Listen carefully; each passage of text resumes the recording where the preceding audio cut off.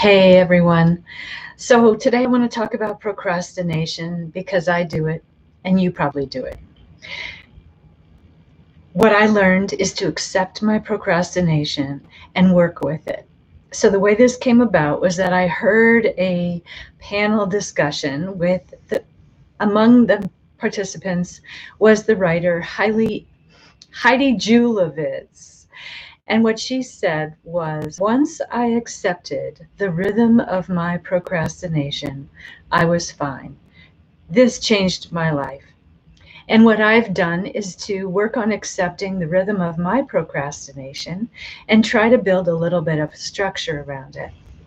So there are 5 aspects to a project or a task that I've discovered determine whether and how much I'm going to procrastinate, where I'm going to procrastinate in the project, for what reasons, all of that. So the first is that it depends on the importance of the project. The more important the project is, or the more important the task is, the more likely I am to procrastinate. Then it also depends upon my feelings about my knowledge and experience. So if I've never done it before, I'm far more likely to procrastinate. If I do it already, like all the time, and it's routine, and then the second experience, the second factor is whether I enjoy doing it, that means I'm going to just dive right in. If I don't enjoy it, then it's going to be a little bit problematic. And then my feelings about the outcome. If I am just experimenting, if I'm just throwing something out there to see what happens, I'm going to more easily launch into the project. But if a lot depends on the outcome, then I'm going to procrastinate. And then the last is where I am in the project, whether I'm at the beginning, the middle, or the end. And I am most likely to procrastinate at the beginning. What I am teaching others is that you have to know where you procrastinate. Do you procrastinate at the beginning, the middle, or the end? In other words, do you put off once you get started? Do you put off completing the project? Are there lots of unfinished projects in your world? Or do you put off the beginning? Now, of course, we might do all of them, and we just have to work on our procrastination that exists around any task. So there's lots of ways to build in structure that allows us to accept and respect our process, because that's the point of this. We can make procrastination part of your process because it already is. Now, if you don't procrastinate at all, you don't need any of this. So good luck, God bless, and congratulations. But if you're like me and you do procrastinate, then let's start getting real about it. So the first thing is that I have to have some kind of reward for working. I'm not talking about income. I'm talking about an immediate or nearly immediate reward. So one of the ways I reward myself is by playing solitaire. Now, I didn't play solitaire before. I didn't care about solitaire. And I figured that it was perfect then for my purpose, because perhaps I would likely not get addicted. I don't know if you guys remember Tetris, but I did get addicted to Tetris. So I can't use Tetris. I don't even know if it's around still, but I can't use that as my reward, because then I might just fall into the rabbit hole of that game. So a little bit of solitaire is sometimes what I reward myself with for even sitting down at the computer.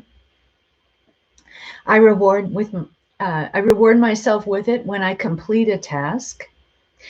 And I must admit that long-term success, I don't care about solitaire. So if you can have an activity that you use to reward yourself, that can be really useful. Another reward to me, it's got to be a little bit more high stakes of a reward. So I have to work more to earn it. And that would be clothes. I love clothes. Another reward, I have to have treats. Even small pieces of deliciousness are a treat for me. And I have the ability to control that more or less. So, of course, any of these things, you won't be able to reward yourself if you can't control it, if it's just too wonderful for you or too addictive for you. A little bit of chocolate, a little bit of sweets works for me, goes a long way. So that's just one aspect of working with procrastination. Another aspect is that for me, again, the beginning is the most difficult.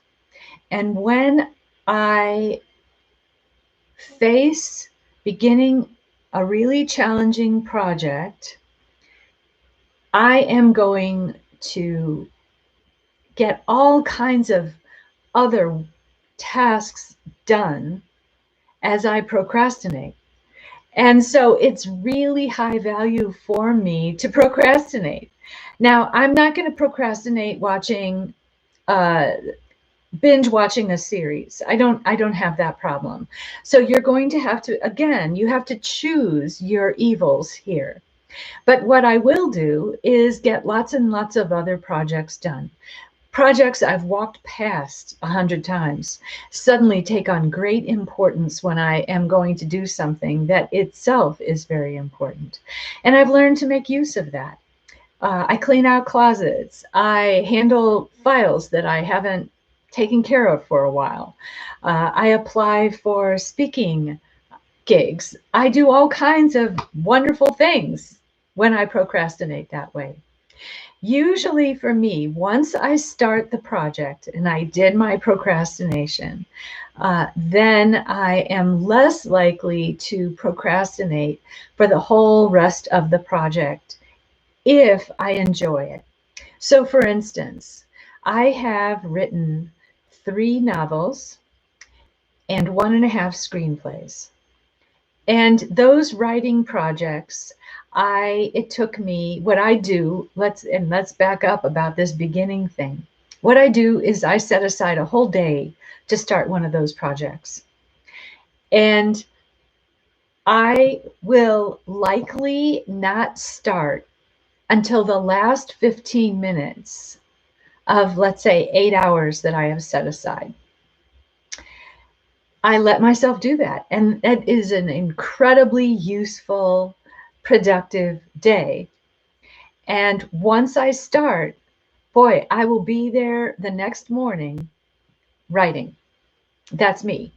And I will go all the way through to the end because I enjoy it.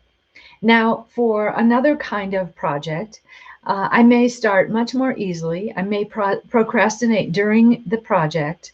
But I'm likely to have the most problem beginning. So it's really important that you look at where you procrastinate. So go ahead and procrastinate. Notice where you procrastinate, whether in the beginning, the middle, or the end, and what types of projects you might procrastinate on. And join me the next time I'm here talking about procrastination. Thanks for joining me now. And let me know. Like me, follow me, all that fun stuff, and comment positively if you can. Thanks. Bye.